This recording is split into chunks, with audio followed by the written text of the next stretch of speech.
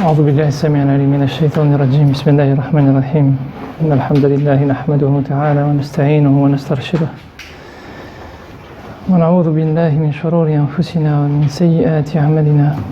من يهد الله فهو المهتد ومن يضلل فلن تجد له وليا مرشدا. وأشهد أن لا إله إلا الله وحده لا شريك له وأشهد أن محمدا عبده ورسوله. اللهم صل على محمد وعلى آل محمد كما صليت على إبراهيم وعلى آل إبراهيم وبارك على محمد وعلى آل محمد كما باركت على إبراهيم وعلى آل إبراهيم في العالمين إنك حميد مجيد. اللهم اشرح لي صدري ويسر لي أمري واحلل عقدة من لساني يفقهوا قولي. Bismillah. Comme discuté avant la rentrée, ce qui était proposé, c'était qu'on fasse un petit intermède sur la vie du prophète alayhi salatu wassalam à travers la révélation et qu'on fasse un petit pas de recul en fait, parce qu'on était arrivé vers la période de l'Abyssinie à peu près. Et on va faire un petit pas en arrière pour revenir à un moment dans la vie du prophète alayhi salatu wassalam où Allah subhanahu wa ta'ala révèle au prophète alayhi salatu wassalam surat al-Fatiha. Et déjà dans les circonstances même de la révélation par rapport à cette sourate, il y a quelque chose d'assez fort en fait. C'est-à-dire que cette sourate, c'est vraiment le lien avec le monde de l'invisible. C'est vraiment la sourate qui nous éduque à parler avec Dieu, qui nous apprend à parler avec Allah subhanahu wa ta'ala. C'est quelque chose qu'on ne sait plus faire en fait. Même quand on apprend entre guillemets notre religion, je veux dire de manière large, on apprend parfois des règles, on apprend parfois des règles de fiqh, parfois des règles de aqida, parfois tout un tas de choses, et on oublie qu'en fait c'est un message qui nous permet de rentrer en lien avec le Créateur, qui nous permet de rentrer en lien avec celui qui peut régler tous nos problèmes, qui nous permet de rentrer en lien avec celui qui nous veut du bien en fait finalement. On cherche des sources de bonheur un peu partout et on oublie qu'Allah subhanahu wa ta'ala est la première source de bonheur. Et vous vous rappelez, il y a 2-3 séances de ça, enfin un peu plus, on avait vu les circonstances de la révélation de Surat al-Muzammil, où Allah subhanahu wa ta'ala avait ordonné au prophète alayhi sallam le fait de prier la nuit et les raisons qui font que le prophète alayhi sallam devait prier la nuit. Et en fait, peu de temps après, le prophète alayhi sallam va recevoir la visite d'un ange.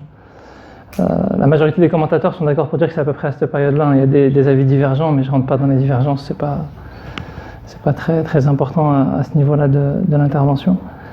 Le prophète alayhi sallam était dans une assemblée réunie avec les compagnons. Vous savez que le prophète alayhi sallam avait pris cette habitude de se réunir justement avec les compagnons très tôt, dès le début de la révélation. Et il était assis et un ange vient à lui et s'adresse à lui. Et il lui affirme que dans cet instant-là, à ce moment-là, alors qu'il est réuni avec les compagnons, Allah subhanahu wa ta'ala vient d'ouvrir une porte du ciel qu'il n'avait jamais ouverte auparavant. Donc déjà, il y a quelque chose de très particulier qui se produit à ce moment-là, c'est-à-dire qu'Allah subhanahu wa ta'ala décide d'ouvrir une porte du ciel qu'il n'avait jamais ouverte. Alors que le prophète alayhi sallam, il est au début de la révélation, il vient d'en voir des portes du ciel déjà qui viennent de s'ouvrir, qui sont quelque chose déjà de très nouveau pour lui, même si on est déjà à la 4e année à peu près de la révélation. Et bien là, à ce moment-là, il y a encore quelque chose de particulier qui se produit. C'est-à-dire que le prophète alayhi sallam est gâté en fait finalement. Il n'y a que des choses extraordinaires qui se produisent dans sa vie et qui vont devenir la norme de sa vie parce que finalement, c'est quelqu'un qui va vivre en lien constant avec le monde de l'invisible. Et Allah subhanahu wa ta'ala lui dit, il y a une porte du ciel, cet ange lui affirme qu'il y a une porte du ciel qui vient de s'ouvrir et qui ne s'était jamais ouverte avant ce jour-là. Alaykoum salam. Et il lui dit, il y a un ange qui vient de passer par cette porte qui n'est jamais descendu avant ce jour-là. Donc encore quelque chose d'encore plus particulier. Un événement d'une grande importance qui se produit à ce moment-là. Et cet ange est venu au prophète alayhi salatu wassalam pour lui enseigner 2 choses. Il est venu au prophète alayhi salatu wassalam lui enseigner surat al-Fatiha et les derniers versets de surat al-Baqarah. Surat al-Baqarah a été révélé pour l'essentiel au début de la période médinoise, mais les derniers versets ont été révélés à ce moment-là pour la plupart des commentateurs. Et ce que nous apprend le prophète alayhi salatu wassalam, c'est que personne ne lit ces versets sans qu'il ne soit exaucé. Personne ne lit une lettre de ces versets même sans qu'il ne soit exaucé.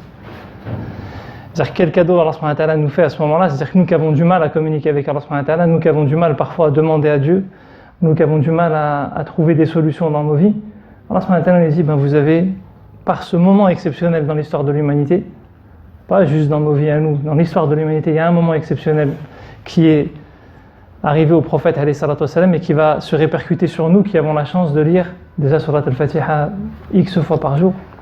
Allah subhanahu wa ta'ala nous permet de communiquer avec lui, et même quand on n'est pas toujours conscient et que parfois dans nos prières on est très loin, malgré tout ça reste une communication avec Allah subhanahu wa ta'ala, et il se peut qu'une petite parcelle de nos cœurs soit conscient à ce moment-là qu'on est en communication avec Allah subhanahu wa ta'ala, et Allah subhanahu wa ta'ala exauce chacune de ses lettres. Et pareil pour les derniers versets de surat al-Baqarah. Donc c'est l'intensification en fait de la relation avec le monde de l'invisible qui va se traduire dans la vie du prophète alayhi salatu wassalam à ce moment-là. Et surat al-Fatiha, elle est, on le sait, c'est l'introduction au Coran, elle s'appelle al-Fatiha pour ça, même si elle a d'autres noms. Allah subhanahu wa ta'ala la nomme Sab' al-Mathani dans le Coran, les 7 répétés. Elle a d'autres noms, comme Alhamdulillah, par le premier verset pour ça, pour ceux qui... je viendrai après sur les différents types de lecture. Bref, elle a différents noms, Shifa, etc., donc, qui sont connus. Mais c'est surtout l'introduction au livre parce qu'elle pose le cadre fondamental de ce qu'est ce livre-là. C'est le moyen d'être en lien avec celui qui a toutes les solutions. C'est la clé pour être en lien avec celui qui peut tout. C'est la clé pour être en lien avec celui à qui on doit rendre des comptes aussi. Le seul envers qui on est réellement redevable, parce qu'on peut être redevable vis-à-vis de certaines personnes, on peut avoir des engagements. Mais vous vous rappelez, c'est quelque chose qu'on a souvent évoqué dans les interventions, c'est que finalement tous les pactes que l'on prend dans ce monde-là, tous les contrats qu'on signe, tous les engagements qu'on prend ne devraient être, je dis bien ne devraient être, que la retranscription du pacte qu'on a pris avec Allah subhanahu wa ta'ala, de porter la lumière d'Allah subhanahu wa ta'ala dans ce monde. Et Allah subhanahu wa ta'ala nous donne à travers cette sourate des solutions qui vont nous permettre de porter en fait finalement ce message. Vous savez, par exemple, Ibn Mas'ud, il disait, il y a eu beaucoup de débats sur le fait que dans le Mus'haf d'Ibn Mas'ud, qui était un grand compagnon du prophète, le prophète nous disait apprenez le Coran d'Ibn Mas'ud. Et dans son Mus'haf, le Fatiha n'était pas écrit.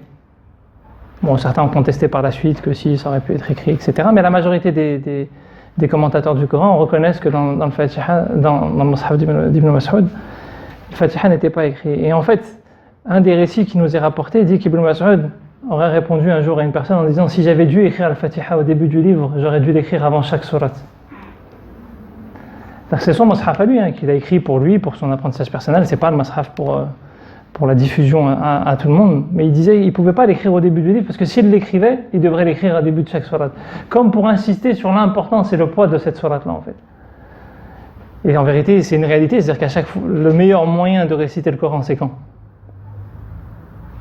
C'est dans la prière. Et quand on récite, quel que soit le passage du Coran qu'on récite, qu'est-ce qu'on récite avant ? Fatiha. Donc il a raison dans le fond en réalité. C'est-à-dire que finalement Allah subhanahu wa ta'ala nous éduque même à ça, avant de rentrer en communication avec Allah subhanahu wa ta'ala. Et d'écouter ce qu'Allah subhanahu wa ta'ala a à nous dire, d'écouter sa parole, on récite le Fatiha qui pose le cadre d'une relation saine avec Dieu. Donc on va rentrer un petit peu dans le détail de cette sourate qui, avant de rentrer dans l'étude verset par verset, puisqu'on va se focaliser sur cette approche-là, et comme je le disais, un dialogue entre Allah subhanahu wa ta'ala et puis nous en fait, j'allais dire son serviteur, mais Inch'Allah qu'on soit parmi ses serviteurs et qu'on soit parmi ceux qui dialoguent avec Allah subhanahu wa ta'ala.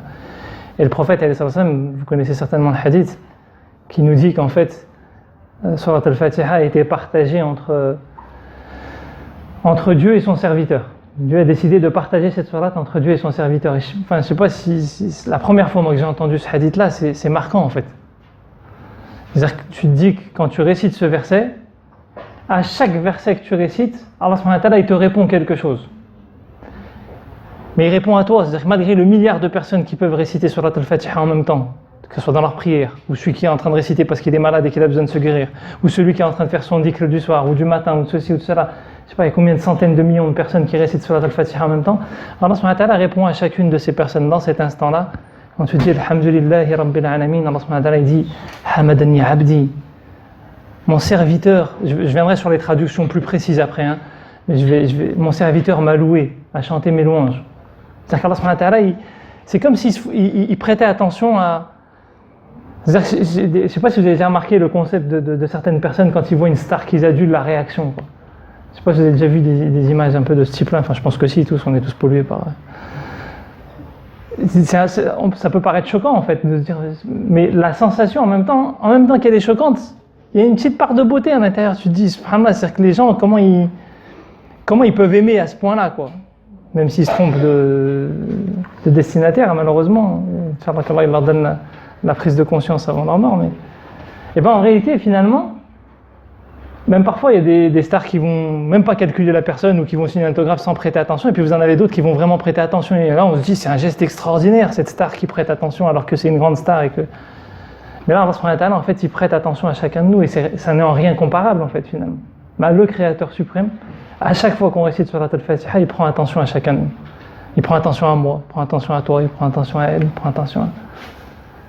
Et il dit, mon serviteur m'a loué. C'est comme s'il se vantait du fait que nous, on est qui? On dit, alhamdulillah, Allah subhanahu wa ta'ala dit, hamadani abdi. Ensuite, on dit, alhamdulillahi rabbil alamin, ar-Rahman ar-Rahim. Et Allah subhanahu wa ta'ala, il dit, asna aliya abdi. Et mon serviteur, je traduis approximativement, c'est pas très grave, mon serviteur m'a rendu hommage. Et encore une fois, il prête attention, c'est-à-dire mon serviteur a reconnu ce que j'étais véritablement. Et on va voir c'est quoi cette reconnaissance, justement, quand on va rentrer dans le détail des versets. Maliki yawmiddin, wajjadani abdi, mon serviteur m'a glorifié. C'est-à-dire qu'Allah subhanahu wa ta'ala, il n'y a pas besoin qu'on le glorifie. Et pourtant, Allah subhanahu wa ta'ala, il reconnaît notre reconnaissance d'une certaine manière. Comme quand on est dans le recours, c'est un peu la même image. C'est pas cette sensation quand on est dans le recours et on reconnaît la toute-puissance à Dieu. On vient de réciter le Coran et on se met en recours et on reconnaît finalement. Subhana rabbil azim. On reconnaît que la toute-puissance appartient à Dieu. Et qu'est-ce qu'on dit en se relevant? Sami'a Allahu liman hamidah. Dieu a entendu celui qui l'a loué. C'est-à-dire que nous, on ne sait pas en vérité si Dieu a entendu. Mais le prophète nous éduque et nous apprend. Et Allah subhanahu wa ta'ala nous apprend à dire, soyez rassurés, Dieu a entendu vos louanges. Et dites-le vous-même. Dieu a entendu les louanges de celui qui le loue. C'est-à-dire comment cette religion elle est construite sur la base d'une reconnaissance et d'une affirmation. C'est-à-dire qu'Allah subhanahu wa ta'ala il te sécurise dans une conviction en fait. Et ensuite on dit Iyyaka na'budu wa iyyaka nasta'in. Allah subhanahu wa ta'ala répond Hadha bayni wa bayna 'abdi wa li 'abdi ma sa'al. Ceci est entre moi et mon serviteur et pour mon serviteur ce qu'il a demandé. Juste le fait qu'on dise, encore une fois traduction approximative, mais on adore que toi et c'est à toi seul, de toi seul dont on implore le secours. Allah subhanahu wa ta'ala il répond et dit ça c'est entre moi et mon serviteur. C'est-à-dire que, je ne sais pas si on imagine la chose, c'est-à-dire que c'est dans le sens où il crée un lien d'exclusivité. C'est-à-dire que on pourrait se dire bon je parlais de centaines de millions de personnes tout à l'heure et il s'adressait à chacun. Mais là il dit ça c'est un secret presque entre moi et mon serviteur. Il n'y a personne qui a le droit de rentrer dedans. Et parce qu'il y a cette petite chose entre moi et mon serviteur, et ben personne ne peut rentrer dedans. Comme parfois on peut avoir des relations particulières avec certaines personnes où il y a quelque chose d'intense qui fait que cette personne-là, quand elle vient te demander, tu ne peux pas lui dire non. Il y a un amour tellement fort entre toi et cette personne qu'elle te demande n'importe quoi, ben tu vas dire oui, quoi. Tu vas devoir te couper en quatre pour pouvoir répondre, mais tu vas le faire. Ben là, dans cette relation avec Allah subhanahu wa ta'ala, c'est ce qui marque en fait comme relation, lui vis-à-vis de nous. C'est-à-dire que, est-ce que nous on est conscient de ça en fait? Au moment où on dit ça. Ça c'est entre moi et mon serviteur. Et pour mon serviteur ce qu'il a demandé. Et ensuite la dua finale de cette sourate c'est Ihdina as-sirata al-mustaqim, sirata alladhina an'amta alayhim, ghayri al-maghdubi alayhim walad-dallin. Amin. Enfin, Amin ne fait pas partie de la sourate, mais. Et là, Allah subhanahu wa ta'ala insiste Hadha li 'abdi wa li 'abdi ma sa'al. Puisqu'il s'est engagé, alors ça c'est pour mon serviteur et à mon serviteur tout ce qu'il demande. Alhamdoulilah, cette sourate, on voit, elle est d'une grande importance et Allah subhanahu wa ta'ala, à travers cette sourate, le premier grand enseignement qu'il faut en tirer, avant de rentrer dans le détail de la sourate, c'est que il apprend aux compagnons, dans cette instance-là, là, quand ils sont réunis tous ensemble, mais il nous apprend à nous aussi, en fait, finalement, indirectement, qui sommes réunis et qui sommes la succession de cette instance qu'avait les compagnons entre eux avec le prophète alayhi salatu wassalam, et bien il leur apprend à dialoguer avec Allah subhanahu wa ta'ala, celui qui peut tout.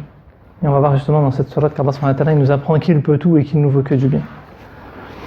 Je rentre dans l'étude verset par verset, Inch'Allah, et je vais me focaliser sur deux approches que sont je vais m'arrêter un peu sur l'approche linguistique puisque c'est un des objets de l'étude de cette année, Inch'Allah. Donc forcément à chaque fois j'essaie d'y revenir un petit peu, là peut-être un peu plus que d'habitude.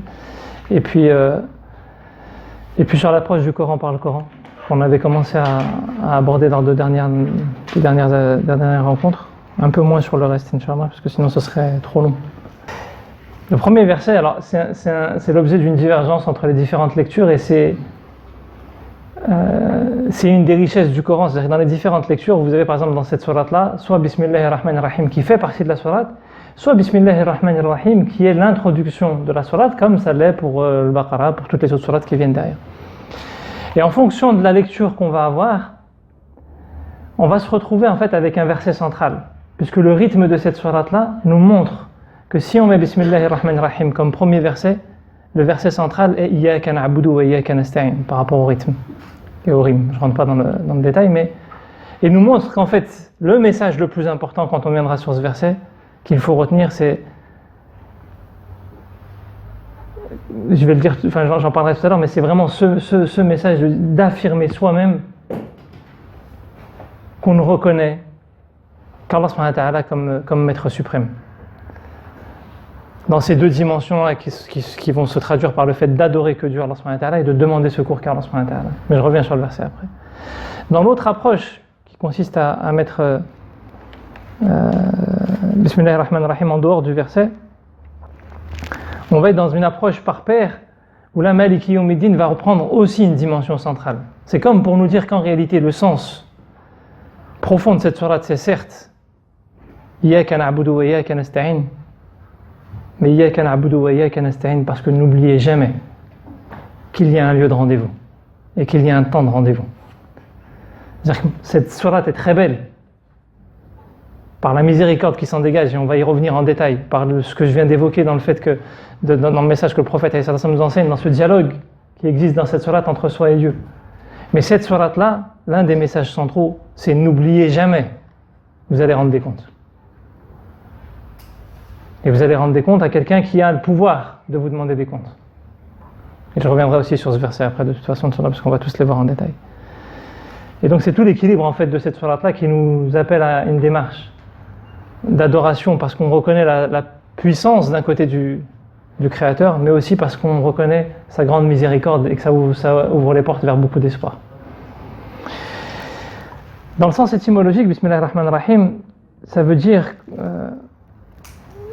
qu'on commence cette sourate, et c'est quelque chose qu'on mentionne avant toute chose en vérité, c'est pas uniquement au début de cette sourate, on le dit avant de manger, on le dit avant tout en fait. Bismillahirrahmanirrahim, avant tout on dit Bismillahirrahmanirrahim, avant de dormir, avant ce qu'on veut quoi en fait. Mettez ce que vous voulez derrière. Mais... Et bi en langue arabe c'est en même temps par, c'est en même temps en Dieu, c'est par Dieu, c'est pour Dieu. C'est-à-dire que ça traduit différentes dimensions. On peut utiliser la particule bi pour différentes notions en langue arabe, pas uniquement dans le sens de par le nom d'Allah subhanahu wa ta'ala, ça pourrait être aussi pour le nom d'Allah subhanahu wa ta'ala, c'est en le nom d'Allah subhanahu wa ta'ala. Et le nom, ism, en langue arabe, c'est l'idée de marquer mais aussi d'élever. C'est ces deux notions-là en même temps. Je ne sais pas si vous vous rappelez d'une chose, et je vais faire une traduction plus précise après. Quand on avait vu sur Al-Alaq, le premier terme par lequel Allah subhanahu wa ta'ala s'était désigné à nous, c'était quoi? Non, le nom par lequel il se définit lui. Ar-Rabb. Qui faisait référence au fait que prenez conscience que vous êtes dépendant de quelqu'un. Là, dans Surat Al-Fatiha, il se définit par son nom. D'ailleurs, la plupart des commentateurs considèrent que c'est un nom qui n'est même pas décomposable étymologiquement. Certains le relient à Allah, mais la plupart des commentateurs disent non. C'est un nom spécifique qui n'appartient qu'à Dieu, qu'on ne peut même pas étudier par rapport à l'étude des racines. Et Allah subhanahu wa ta'ala est en train de nous dire en fait ce qui va être salvateur pour vous, c'est de vous réfugier en Dieu, c'est d'agir pour Dieu et c'est d'agir par Dieu. C'est en même temps ces trois dimensions-là. Ce qui va marquer votre action et ce qui va élever votre action, C'est en qui vous la faites, pour qui vous la faites et par qui vous la faites. Si c'est Dieu qui est au centre de ces trois réponses-là, vous êtes parmi les sauvés en réalité. Si ce n'est pas Dieu qui est au centre de ces trois réponses-là, il y a un problème quelque part. Et Surat al-Fatiha, on commence notamment Surat al-Fatiha par ça, parce que c'est en vérité l'enseignement central. Quiconque dans sa vie construit sa vie autour du fait qu'il se réfugie en Dieu, qu'il fait des choses par Dieu, selon la norme de Dieu, qu'il fait dans l'objectif de plaire à Dieu, et qu'il le fait en se réfugiant en Dieu, donc c'est ce que j'ai dit au départ, il est tranquille en réalité. On va tous faire des erreurs, on va tous tomber, on va tous chuter, mais si on a ces trois éléments-là, comme étant le code de nos vies, alhamdulillah. Si dans ces trois éléments-là, il y a quelque chose qui manque, et il se peut que dans certaines de nos actions, il y a un de ces éléments-là qui manque, parfois deux, et parfois même trois. Parfois, ni on respecte la norme, ni on le fait pour Dieu, et ni on le fait en Dieu. C'est là que c'est dangereux en réalité. Et au-delà du fait qu'on ait besoin de Dieu en réalité, c'est-à-dire qu'Allah subhanahu wa ta'ala, il est l'entité suprême. C'est pas uniquement parce que tu as besoin d'Allah subhanahu wa ta'ala. Allah subhanahu wa ta'ala s'adresse à nous dans le sens où en réalité c'est celui qui va donner sens aux choses. C'est celui qui donne sens à la vraie norme de vie. C'est celui qui donne sens aux finalités de tes projets. C'est celui qui donne sens à l'état de l'instant que tu vis même. La maladie, la difficulté, l'épreuve, le bonheur. Cet instant-là, il ne prend sens que par Dieu, que par le Créateur. Au-delà que tu dépendes de lui pour trouver des solutions, les choses ne vont s'éclairer, ne vont se relier, ne vont prendre du sens que parce que tu vas les relier à Dieu.